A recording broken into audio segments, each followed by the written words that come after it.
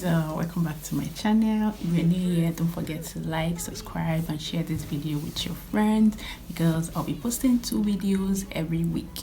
Okay, so today's video I'm going to be giving you guys a little bit of background story about my whole traveling journey, the whole relocating journey, story, process, whatever. Don't mind me, I'm really rambling right now. So basically I'm just going to be giving you guys a little bit of background story about how I relocated to Poland. So I think the whole relocating journey started in 2019. Yes, so in 2019 I was opportunity to travel to the UAE, which most people know as Dubai. So I was in Dubai for 3 months, and the idea or the goal was to get a job and work in Dubai for and get a work visa. So that because I went with a tourist visa, the plan was to get a job there and work and continue working in Dubai, right? So yeah, shocker. When I got to Dubai, when I got to UAE actually, Dubai is actually a city in UAE. UAE is the name of the country. I know most people don't know that, especially Nigerians. So I wasn't actually in Dubai. I was staying in what's this place called again? I might even put it now. Anyway, so when I was in UAE, I tried getting jobs. I was looking for jobs, constantly applying for jobs, and I can say that period was like one of my most down moments like in my entire life.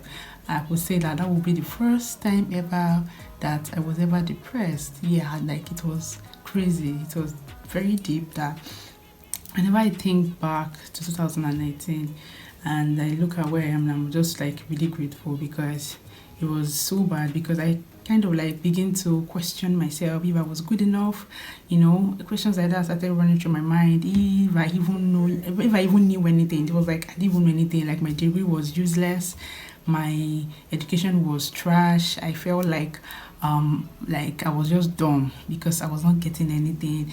I kept on getting rejection emails every single day. Like every single day I open my email, like when I open my eyes, I open my email straight up, and when I check my email there's always like we are sorry, unfortunately.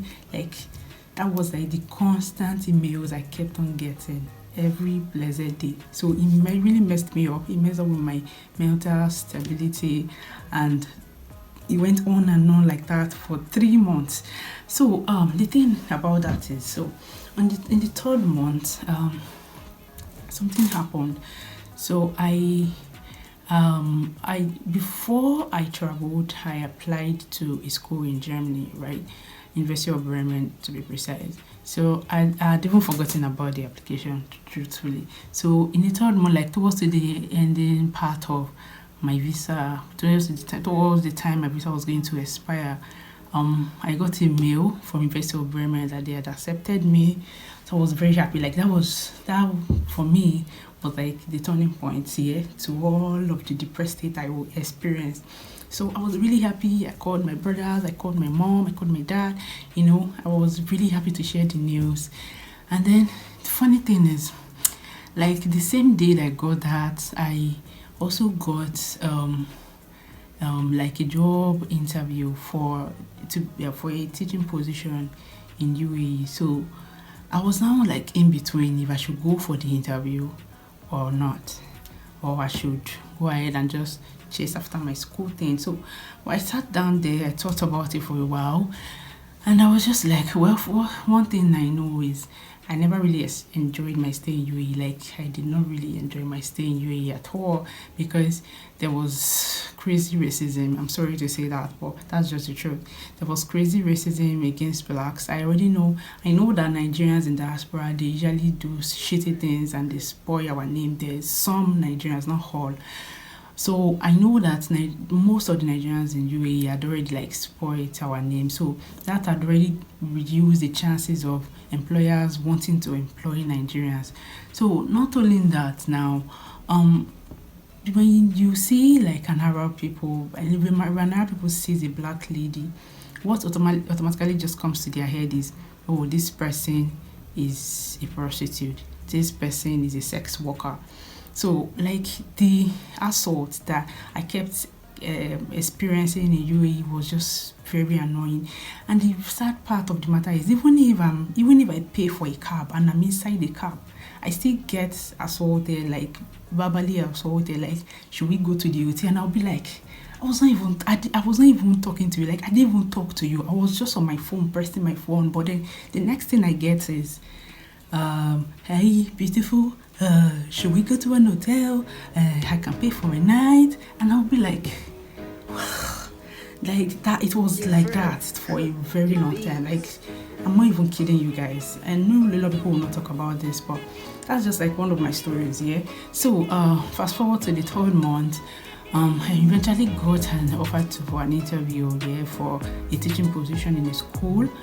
Or I just thought about it. Okay, when I went through the job, the job details, and I found out that I'm going to sign a contract to work there for at least 2 years. Like, the first contract would be for 2 years. So yesterday I asked myself that even though I love teaching, even though I enjoy teaching kids, because the role was for I think what's it called now, kindergarten or so.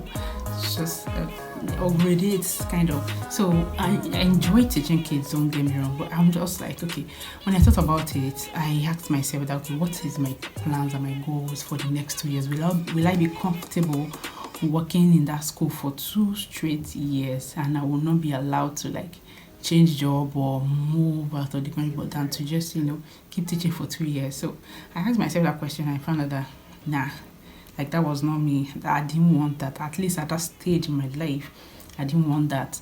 So I just decided, okay, let me just go for my master's, because that was really what was on my mind. I really just wanted to go for my master's and study, and most importantly have a foreign degree, because I felt, because UAE just opened my eyes to the fact that Nigerian degree was not really recognized, especially outside the country. Like, it really limited a lot of possibilities. So that aside, so I made that decision, and then I spoke to my family about it. So I decided, okay, let me come back to Nigeria and start processing for my visa to go to Germany for my master's. Like, that was the plan.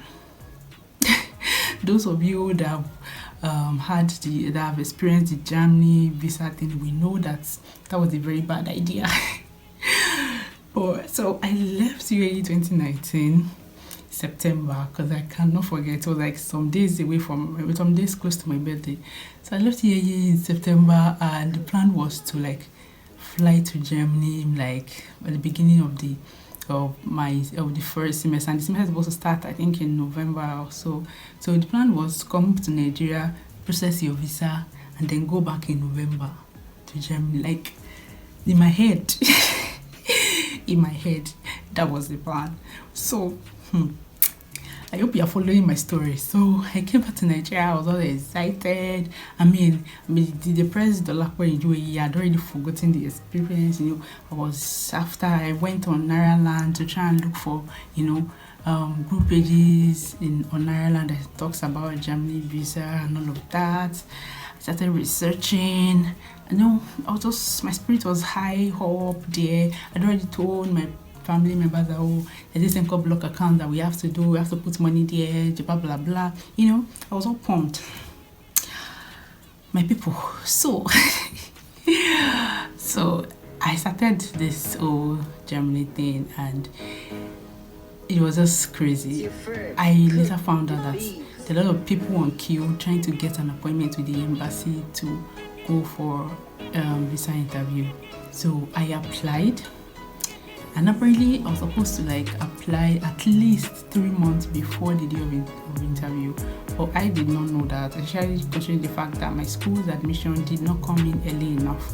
School's admission came in like 2 months late. So imagine if they said 3 months before the intended date of travel, and I applied around September. So that's October, November.